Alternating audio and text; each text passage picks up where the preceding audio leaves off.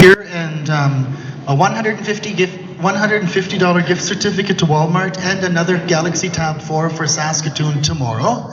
Anyone who doesn't get picked tonight is also eligible for the draw tomorrow night too.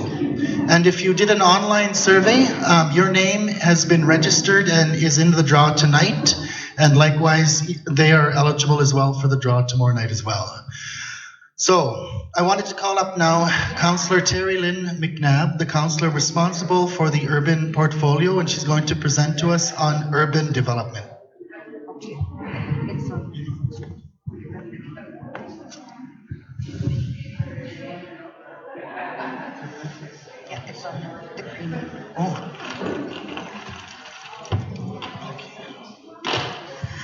Good evening. I'll be very quick. We were supposed to be out of here at 9 o'clock. So I'd just like to begin by thanking Margaret Key for the opening prayer this evening, and to our cooks and to everybody who came today to listen to the reports.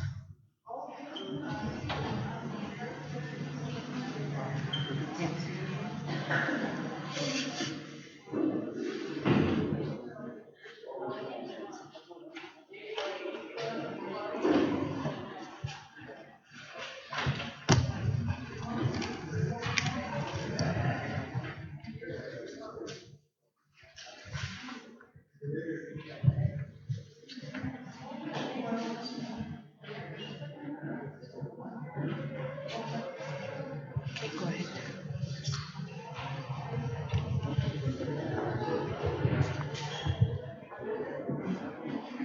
Okay, so our agenda tonight for this report will include the history of urban services, our funding sources, a financial update, activities to date, and moving forward and ending with a question session. So urban services was approved by motion in November in 2012. Proposal was presented to TLE for band development in December of 2012 for $125,000. Examples of other TLE band development initiatives include the childcare facility, $300,000. Public Works capital equipment purchase, $675,000. A water treatment upgrade of $75,000. TLE approved our proposal in August of 2010, and the amount dropped to $110,000 and $875. So our proposal focused on programs and services based on needs derived from dialogue with membership and assistance requests. Some of these included education support, employment and training, health and wellness, and prevention programs. So what we're aiming to be is a CBO, a community-based organization, and provide services that are reflective of our members' needs and priorities. So education support. This will address the needs of members who require assistance in the following areas that are not assisted by other band programs. Our elementary and secondary students receive bus vouchers to attend school or programming, school fees, extracurricular activities, and tutoring. We also help members transitioning from home to school or in training. Training and employment support is focusing on job readiness of our members to meet the needs of the labor force. So some of these include enhancement of employability skills, pertinent skills upgrading not provided by the employer, referral services, training and support, career goal setting and development of resumes, completing job applications, and obtaining job leads. So funding sources for off-reserve members. As you are aware, our contribution funding agreements only allow for on-reserve services. Funding for off-reserve is derived from these flexible funding sources: SIGA, the First Nations Trust, TLE Band Development, GGDL in their investment revenue, and Gordon Retail Center, which is based on their net income distribution distribution policy. One of the areas that the retail center helps is for funeral assistance. So after funerals, they provide $400 to family to help with transportation costs. Just a little FYI, as of ANSI, January 2016, we have a total of 3,565 band members. Total on reserve is 1,233. Off reserve is 2,332. So of the total memberships, we have 2,400 who are eligible voters.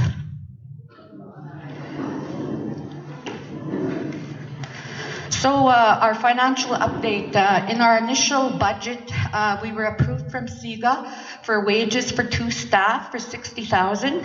Our band development included an overhead for rent, signage of $15,875.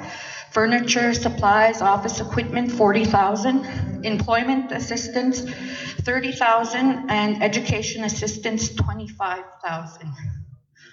The following fiscal year, we had SIGA wages and casual workers benefits, $60,000, and our funds have been depleting, so we're now at $9,000 for overhead, $15,000 for furniture, supplies, and equipment. Employment assistance is now at $20,000, and education assistance at $19,000. So our current year funding, we had some reorganization, and we had our staff reduced to just one.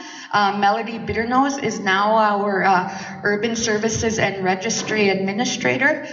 Med has been at the Urban office since day one when we opened in April of 2013. So our current budget that we're operating on this year is $4,500 for overhead, $10,000 for supplies, equipment. Employment assistance is now at $8,000, and education assistance is at $9,000. So one of our funding avenues is proposal development. Some of the proposals that we have submitted are the Community Initiatives Fund. We were declined because we're basically in our infancy stage, and we need to demonstrate that we can provide programming and compete with, there's 55 CBOs in North Central alone, so those are basically our competition. Status of women, we were declined from that proposal because we have not made any partnerships to go forward on that. City of Regina, incorporation status is required for 1 year, which we now have successfully done that, so we will be eligible to proceed on those grants. Our Christmas sponsorship marketing package, 3-year total is $43,000. That goes directly to the cost of the Christmas events. We also did a proposal to the National Indian Brotherhood for $200,000. We're awaiting the response. Our proposal is called Building Bridges to Lifelong Learning.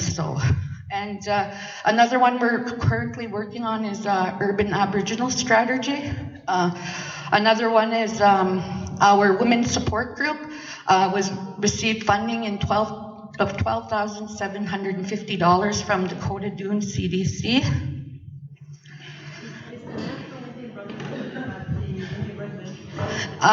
Yes, it's where all the dollars, National Indian Brotherhood received all the leftover dollars that weren't utilized from the personal credits. They have $5 million that they are distributing through their grant call.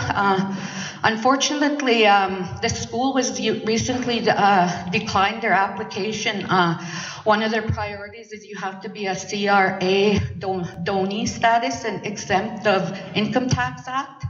So I find that it's kind of creating barriers for our First Nations to apply because the majority of First Nations don't have that designation. Canada Revenue Agency charitable donation. Yes, yeah, and it's an application project. So, all right. So some of our activities to date, we've been involved with the Smudge Walk. Each year, the Gordon's representation grows. This year, one of our band members was the Smudge Bowl boy, and he led the Smudge Walkers. We had some of our students from GGEC also join in on the walk. We also took 5 youth from Regina to Gordon's to participate in safe food handling. They all successfully completed the course. We also are involved in advocating in the various events that go on. This is one of the murdered and missing Indigenous women events here in Regina. One of our big events in April was our women's support group. We had a forum on the reserve and provided transportation for our Regina members to go out, and it was a beautiful event. If you see the picture on the right, the women came together and wanted to honor our trailblazers. So Leah Bitternose was honored as our professional. Sandra Pratt was also honored that day as the first female counselor of George Gordon First Nation. Summer Dawn Longman was our youth.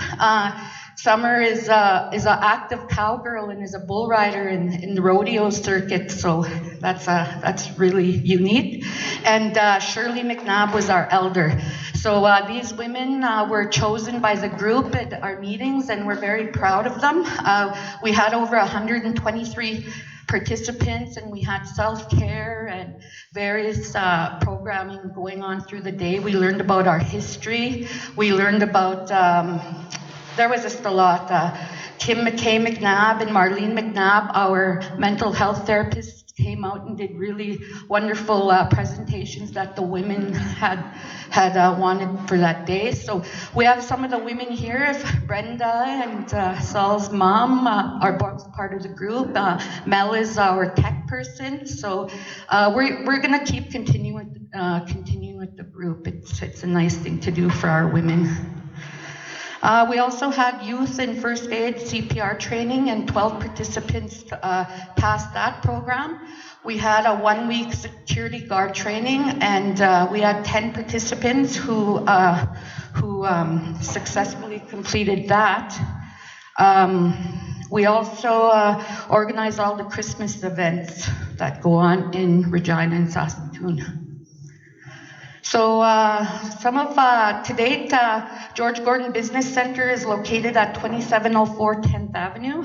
We have urban services, registry services, post-secondary, 2 mental health therapists, George Gordon Development Limited, and the Workforce Development Program. Melody now has a combined position, and her position now is the Urban Services Registry Administrator.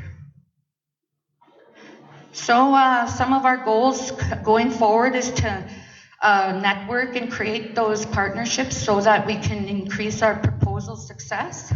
We'd also like to obtain additional funding and possibly submit for another TLE band development program when funds are depleting. And as you see in our budget, that's probably going to be very soon. We also have an incorporated status now, and moving forward on that, we need to adopt our operating bylaws and adopt our strategic plan.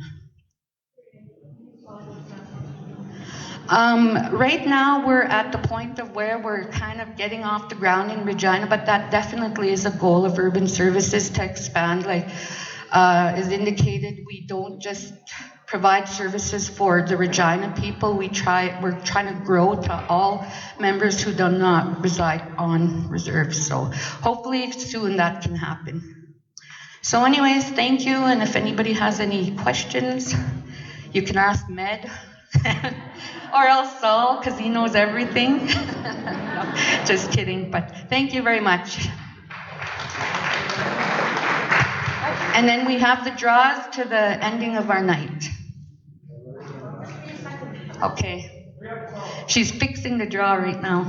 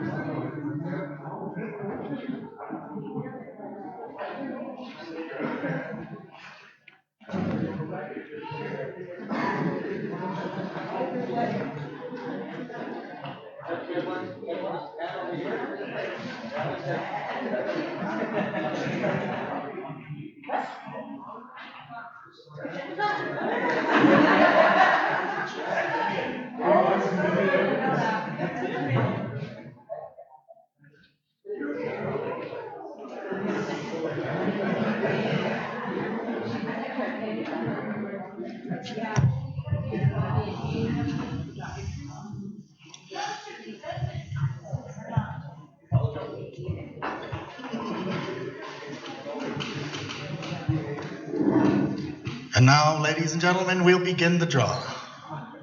For 2 Samsung Galaxy Tab 4s. Drum roll. Turn it. So from your participation tonight and those participating on the online draw, the first person to receive the prize is Penny Frazier. So Penny, if you can come on down.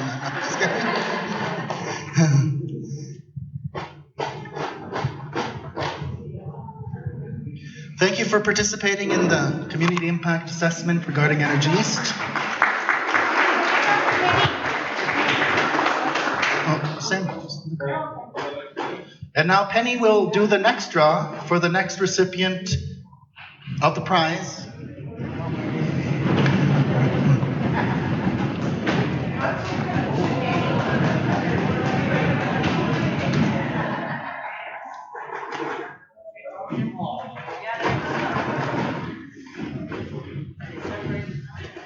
And I thought I was difficult. And no, just kidding.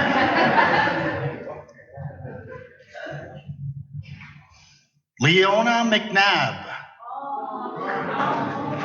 And you don't have to be present to win. And the reason that is because there's on-reserve members who filled out the survey, and if they won, they would still get the prize delivered to them. So, ladies and gentlemen, thank you all for coming to tonight. See you till tomorrow. See you everyone tomorrow, and take food.